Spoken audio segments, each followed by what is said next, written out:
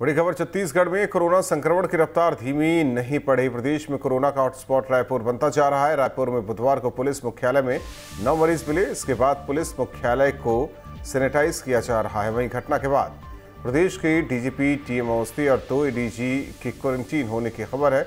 बुधवार को प्रदेश में 81 नए मरीज मिलने के बाद प्रदेश में एक्टिव मरीजों की संख्या 623 हो गई है।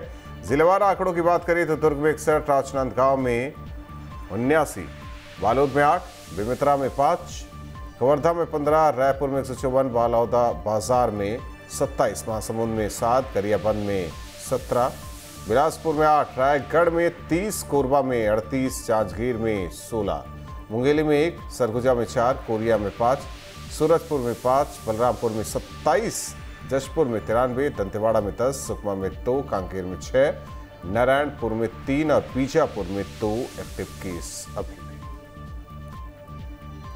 आदित्य नामदेव लगातार हमारे साथ जुड़े हुए हैं। आदित्य, रफ्तार को लेकर क्या कुछ स्वास्थ्य विभाग की तरफ से कहा जा रहा है केस को लेकर, और दूसरी ओर पुलिस मुख्यालय भी अब अछूता नहीं? देखिए, सबसे बड़ी बात यही है, राजधानी रायपुर जो है, देखिए सबसे बड़ी बात है, जब शुरू में पहले लंदन से एक लड़की आई थी, पॉजिटिव केस आया था, लगभग 100 दिन उस बात को बीत चुके हैं और उसके बाद 4-5 केस आए थे। फिर रायपुर में कहीं ना कहीं रफ्तार पूरी से थम गई थी, क्योंकि रायपुर में देखिए माइग्रेंट्स नहीं है, मजदूर है नहीं है। शुरू में जो केसेस आए हैं उसके बाद सब कुछ खत्म हो गया था, बिल्कुल एक भी पॉजिटिव मरीज नहीं थे। अब यही रायपुर 28 जिले छत्तीसगढ़ में है, इसमें सबसे ज्यादा 350 से ज्यादा पॉजिटिव मरीज अभी तक हो चुके हैं केवल राजधानी रायपुर में।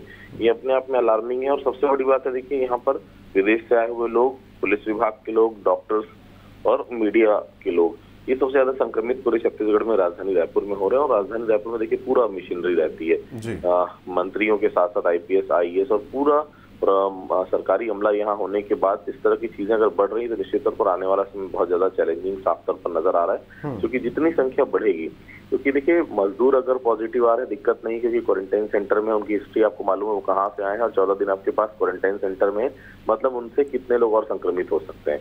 लेकिन जब एक आम आदमी, एक फ्रंट वॉरियर या जो समाज में सबसे ज्यादा एक्टिव रहता है, वो अगर शख्स अगर पॉजिटिव आ रहा है, निश्चित तौर पर आपको उसकी हिस्ट्री पता करने किससे मिले, क्योंकि एक दिन में 150 से 200 आदमियों से कोई एक शख्स मिल रहा है, सामान्य आदमी, उनको आपको ट्रेस करना बहुत मुश्किल हो जाता है।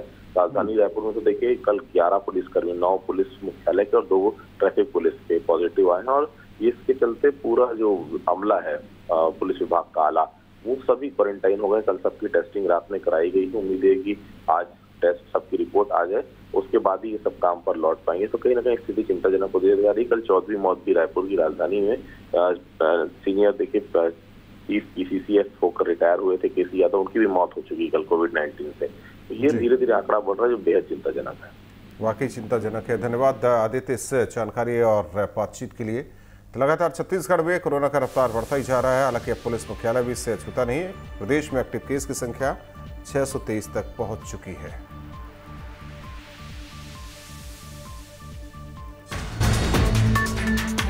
कोरोना का संकट देश में जारी है। मरीजों की तादाद लगातार बढ़ती जा रही है।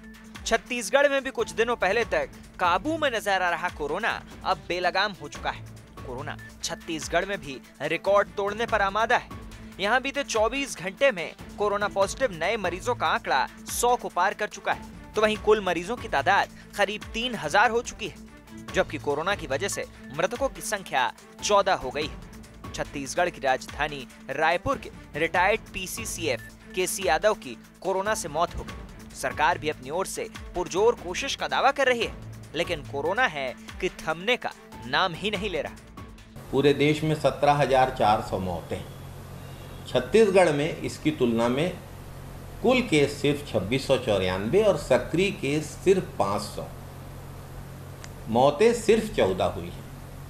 हर मौत दुखद है, लेकिन छत्तीसगढ़ में कोरोना पर नियंत्रण बहुत बेहतर ढंग से किया गया है और यह संभव हुआ यहाँ के सरकारी कर्मचारियों, अधिकारियों, गांव के लोगों, जिन्होंने क्वारंटाइन सेंटर चलाया, हमारी पंचायतों, पूरे छत्तीसगढ़ के जन जन के सहयोग से भूपेश बघेल जी की सरकार ने इसे संभव बनाया है और बहुत अच्छी स्थिति में छत्तीसगढ़ है। देश के अन्य राज्यों की तुलना में, विश्व की तुलना में छत्तीसगढ़ की स्थिति बहुत बेहतर है।